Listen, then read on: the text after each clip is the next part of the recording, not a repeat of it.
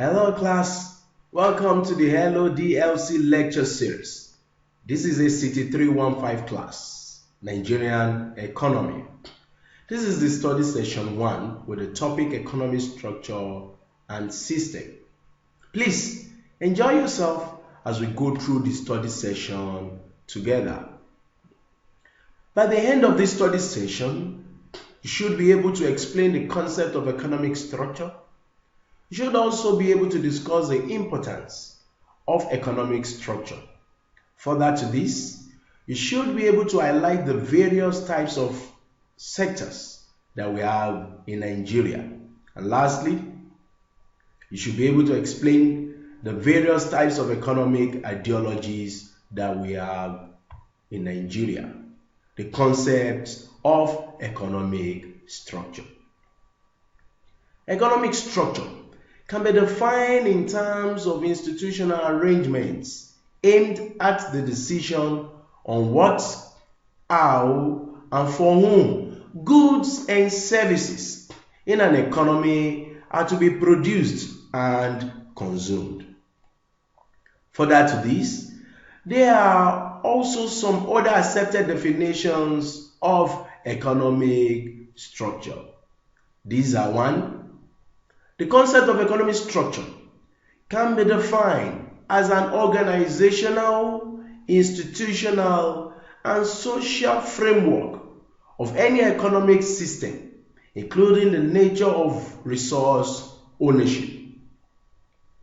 Again, economic structure can also be defined as a complex organizational framework, interlaced network, configuration or outline of logical connectivities through which activities of an economy are coordinated or aligned.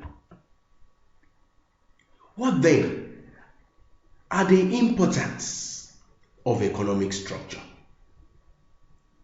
The importance of economic structure cannot be overemphasized, as it includes the study of the structure of the economy, provides adequate information on the form of conduct and performance of the economy, meant for adequate policy or as a means of charting the future with significant measure of certainty. The study of economic structure can also help to enable us as citizens of a country to formulate policies to prevent or even minimize deviations from the accepted developmental or structural norms. Again, as part of the importance of economic structure, we can also say that economic structure implies ensuring that the economy is structurally balanced. All the sectors that makes up our economy are developed in an analytical, consistent manner, so that the economic growth potential is not impaired or retarded due to the dominance of one or some sectors, or the failure of other sectors to contribute commensurately in the overall developmental process. Economic structure also enables us as citizens of a country, for instance, citizens of Nigeria, citizens of Ghana, citizens of the United States of America, and various other countries. It enables us to check the dominance of one sector over the other, as well as ensuring the contribution of all sectors to the overall developmental process. What does this mean? It means the economic structure will help us as a nation, for instance Nigeria, such that the oil and gas sector will not have an overbearing effect on the agricultural sector or vis-a-vis. With the study of economic structure, we will be in a position to design measures of economic structure which gives an idea of economic enhancement or otherwise impediments.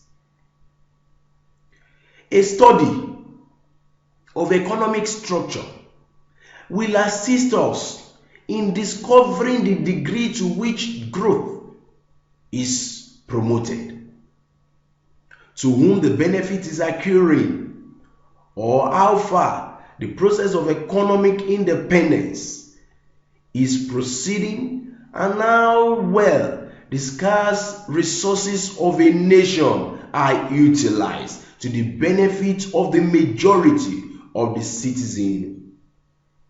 The study of economic structure also enables us to appraise the economy in terms of its past status, the antecedent changes over the years, and the extent to which it has facilitated the nation's economy, social, and political progress. It also assists us in evaluating the attainment of government's or nation's objectives, as well as the effectiveness of policy instruments, strategies, and programs. Types of sectors in Nigeria. Nigeria is a case study with 36 states and a federal capital territory located in Abuja. We have three major sectors of economy. We have the primary sector, the secondary sector, as well as the tertiary sector. What do we mean by the primary sector of economy? What we mean is this: that is, a sector whose activity are directly related to the natural resources, exploration, and the uproot of natural endowments. The sector is engaged in the extraction of renewable and non-renewable natural resources. These outputs are basically input into the secondary sector. Activities under this sector includes farming such as crop agriculture, livestock farming, forestry, fishing, lumbering, etc., etc. We also have the mining sector under that primary sector, the mining arm, where we look at the oil and gas extraction, the solid mineral and the quarry, etc., etc. The exploration of oil and gas in the Niger Delta region, the availability of coal in Enugu, southeastern Nigeria, and the natural resources that we have, lime, for instance, in Ewekoro in Ogun State. It has been said by Dangote Cement, for instance, that the available deposit of lime in Ewekoro will not be exhausted till the next 78 years. All of this is made up of the primary sector of Nigerian economy. What then do we have in the secondary sector? The secondary sector of Nigerian economy covers all other goods production in the economy, including the processing of raw materials produced by the primary sector. Manufacturing is the main element in this sector. It also includes construction and public utility, industry of gas, water, and electricity. Under the tertiary sector of the Nigerian economy, we have all the private sector services such as transportation, distribution, insurance, banking, finance, communication, hotel, restaurants, real estate, housing, and even the public sector activities such as the defense, the police, health, education. All of these fall under the category of the tertiary sector of the Nigerian economy. Now let us move up to see the types of economic ideologies that we have. We have four major basic types of economic ideologies. We have the liberalism, the capitalism, the imperialism, and we have the communism. See, some of the various types of economic ideologies that has been mentioned now. Now let's take them one after the other. Liberalism. When we talk of liberalism as an economic ideology, what we mean in this regard is this: that it is an ideology that proposes the idea that freedom is central to the realization of human personality. The idea of freedom won a hold on popular imagination in the 17th century, and from there on, it was one of the moving forces of history. The ideology is basically seek to free man from oppressive authorities.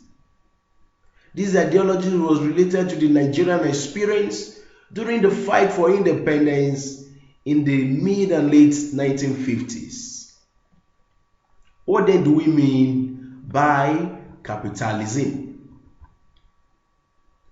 Capitalism is often considered to be an offshoot of liberalism. Capitalism is an ideology that is based on private ownership of means of production. Capitalism is characterized by a multitude of competing producers, non-interference of government in the economy, the market being a regulator of competition and other features, which includes each entrepreneur accepting the profit as well as the risk of his activities. The owner of an enterprise also serving as its manager, and no responsibility by the state for its people's economic welfare. In this regard, the state transfers absolute responsibility in terms of economy to private hands. Imperialism. Imperialism is characterized on its own part by parasitism and decay. This is manifested in the disparity between the growth of productive forces and the vast potentialities offered by modern science and technology. Imperialism means the highest and last stage of capitalism, when free competition gives way to the dominance of monopolies and finance capital. That is, the export of capital acquired pronounced importance. The more the capital you have, the more important you become.